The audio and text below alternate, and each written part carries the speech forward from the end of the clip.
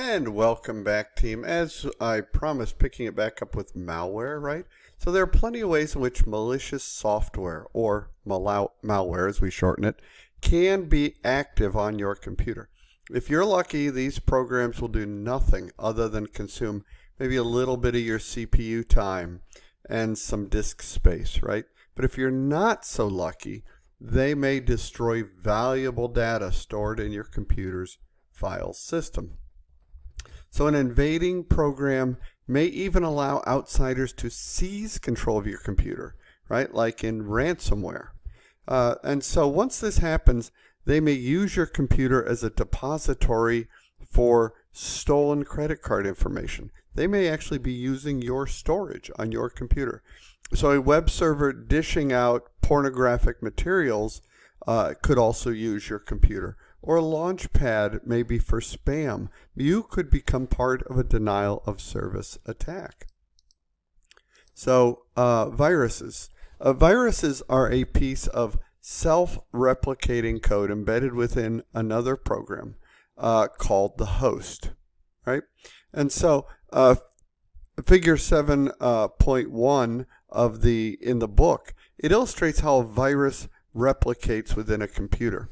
So when the user executes the host program infected with the virus code executes first, and then the virus finds another executable program stored on the computer's file system, and it replaces the program with the virus infected program.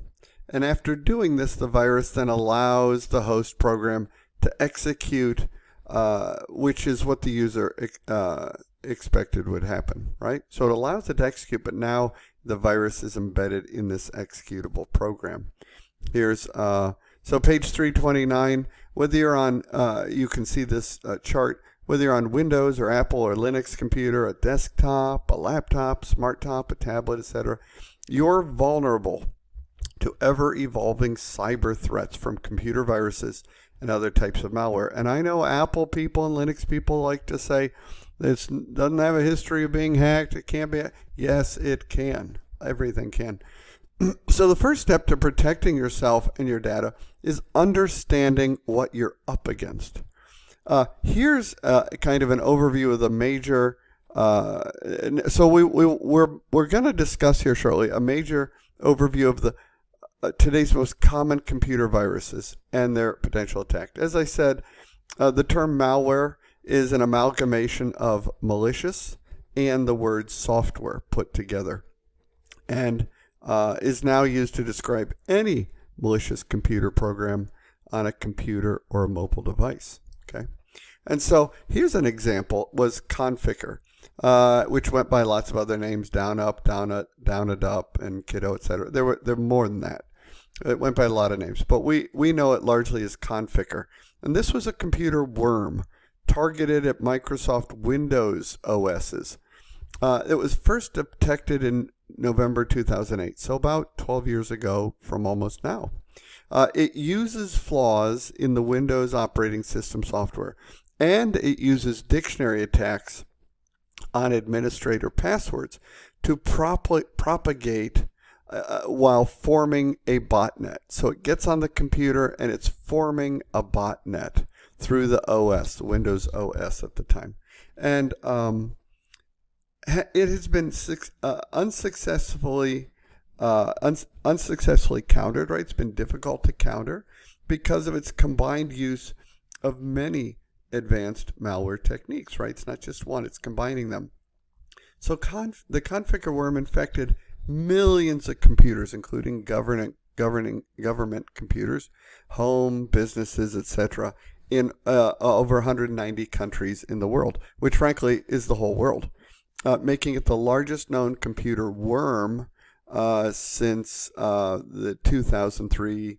There was one called Welchia. So despite its propagation, the worm didn't do a lot of damage, fortunately, because its authors, believed to have been Ukrainian criminals, though I'm not sure, did not dare use it to its full effect because of the attention it drew. 4 men were arrested and 1 pled guilty and was sentenced to 48 months in prison. So the key is that criminals need to find a way to profit, right? And so another way is by sending infected attachments through email. In July 2011, more than 2 million PCs were infected with fake antivirus application that actually routed traffic destined for Google through intermediate servers controlled by the attacker. And so the purpose of the malware appeared to be to generate click-through income for the attackers, right? Again, it's about criminals are looking for ways to find value. So the attachment in this email probably has a virus, I would offer, okay? Now here's a picture of how an email virus spreads, right? Email viruses are mostly spread by causing a malicious message or attachment to be sent to everyone in your victim's address book. So these viruses can be packaged and presented in different ways. This is specifically true in the case of phishing attacks carried out to further business email compromise attacks. So it just behooves me to share with you how to avoid email viruses. One, use a dedicated email service that has a strong virus filtering. Disable, so it should do a scan before you open up the email. Disable the message preview in your email client, particularly on Windows platforms. Refrain from downloading all your emails to an email client that's unseen, and maintain a number of independent email accounts. Those are recommendations. Now, antivirus software packages I mentioned above, oftentimes included with your email system, right? So these allow computers to detect and destroy the viruses before they get to you. They, like any virus software package, they have to be kept up to date. There are thousands and thousands of viruses being born all the time, and they must be kept up to date. Oftentimes we call them signatures. And once signatures are known, they get shared around the world, so you want to make sure you have constant updates. And many people don't keep them up to date, which is unfortunate because you're at risk. And consumers need to be aware of fake antivirus applications, as we just discussed a few minutes ago. Now, the worm is a self-contained program, and it spreads, self-replicating, self-contained, spreads throughout the computer network, and it's plotting security holes in the computers connected to the network. Again, worms self-replicate. It's looking for holes in the computer network. This is kind of a history of the founder of the worm, right? Robert Morris. And it was stopped when an FTP bug, file transfer protocol bug, had been updated. And the worm could no longer take advantage of that security hole. But Morris knew of two other bugs and reprogrammed his worm to attack those holes. And so the worm continued to spread. There's more on this on page 332 and following of the book if you'd like to review that in detail. So the ethical evaluation, though, is what interests us in this course. So was Robert Morris Jr. wrong to unleash this internet worm? Well, a Kantian evaluation must focus on Morris's will. Did Morris have goodwill? His stated goal was to see how many internet computers he could infect with the worm. His motivation was fundamentally selfish. He wanted a thrill. So from a Kantian point of view, Morris's actions were wrong.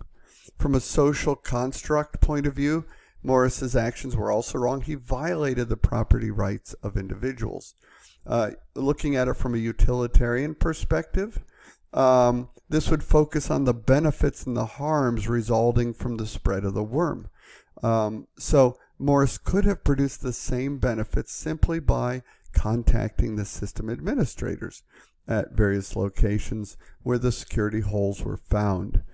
So the internet worm had many harmful consequences, and time was spent by system administrators, and there was the disruption of email and file exchange traffic, and at least 6,000 computers were unavailable for a day or two. So frankly, Morris himself was harmed by his actions. It's a felony. Come on.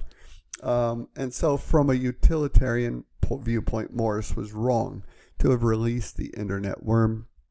From the perspective of virtue ethics now, Morris's actions were not consistent with those of a virtuous person. And so in conclusion, Morris may have not been acting maliciously, but he certainly was acting selfishly. It is agreed, right? There's more on the Sasser worm, if you'd like to read that, on page 335. And instant messages have worms. More on that also on page 335. We already talked about Conficker. It was addressed earlier in the above treatment of worms. In general, again, Conficker is difficult to eradicate. The worm is able to propagate in several ways, and it was a malicious approach. And so the original variant of the worm spreads to the computers that were set up that were not up to date with the latest security patches. That is a valuable lesson, the latest security patches. And so the latest bug patches as well. And so there's the ability to invade computers with weak protection and the ability to propagate even through USB memory sticks, right? So you want to be careful. Now, cross-site scripting. This is another way in which malware can be downloaded onto your own client without your own knowledge, without the user's knowledge. Websites that allow users to read what others have posted are vulnerable to the security problem, and because the attacker what they will do is inject a client-side script on the website. And when this innocent person, myself, goes to read these other posts and they visit the site sometime later, the internet browser is going to execute that script on me, the client, which may steal my cookies and track my activity. So that's cross-site scripting. Now, in some cases, simply visiting a compromised website can result in unintentional downloading of software, right? This is called a drive-by download.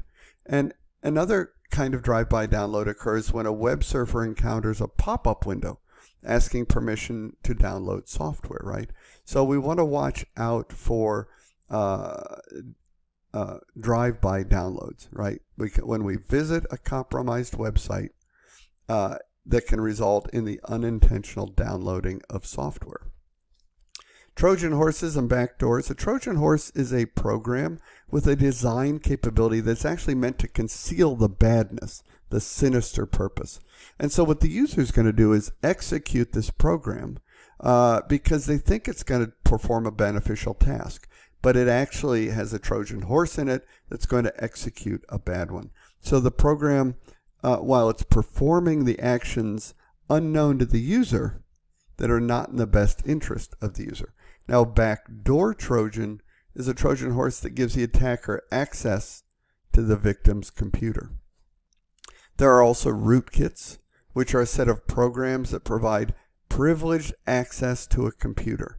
So once it's installed, a rootkit is activated every time a computer is booted. And rootkits are difficult to detect because they start running before the operating system has been completed. And so the key to the rootkit is you get privileged access to the computer when it boots, and it's part of it before the OS sits up.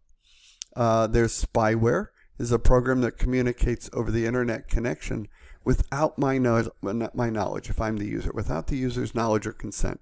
And they can monitor a hacker my web surfing, my keystrokes, which include passwords, and they can even take snapshots of my work. So I don't use my passwords in the clear, for example.